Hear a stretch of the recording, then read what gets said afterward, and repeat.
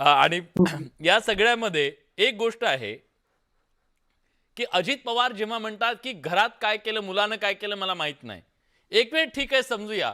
पण ते जसे ते पालक आहेत त्या मुलाचे, तसे त्या जिल्ह्याचे पालकमंत्री आहेत ना. हे पालक म्हणून जसं अपयश आहे, तसं पालकमंत्री म्हणून सुद्धा त्यांचं अपयश नाही का?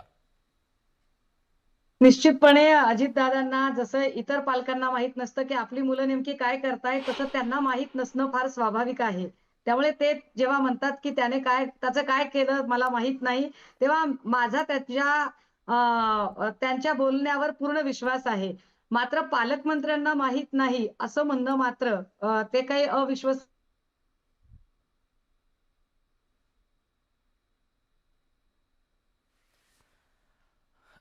तांत्रिक कारणामुळे पुन्हा ताईंचा आवाज आपल्यापर्यंत पोहोचत नाहीये. कुंभार सर, तुमच्याकडून मला या प्रश्नाचं उत्तर हवं आहे. मला माहित नाही मी अनभित सुषमाताई प्लीज आला जेव्हा आवाज. जेव्हा बोला, हे बोला. सगळे पूर्ण करा. म्हणतात, की हा हा कॉन्फिडन्स येतो कुठून? तर मी आवर्जून सांगितलं पाहिजे, की हा कॉन्फिडन्स तिथूनच येतो जिथून मुरलीधर मोहोळ सारख्या माणसाला क्लीन चिट दिली जाते. हा कॉन्फिडन्स तिथूनच येतो जिथून जैन ट्रस्ट बोर्डिंगचा व्यवहार करतानाही व्यवहार रद्द झाला, की सगळा विषय संपतो.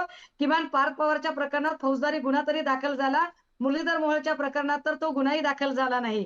किमान या प्रकरणात 2-3 अधिकारी निलंबित झाले. मुरलीधर मोहोळच्या प्रकरणात तर तेही झालं नाही. हं. किमान या प्रकरणामध्ये देवेंद्र फडणवीसांनी कदाचित अजितदादांची नांगी ठेचायचीच असा विचार करून तावातावाने चौकशीचे आदेश दिले.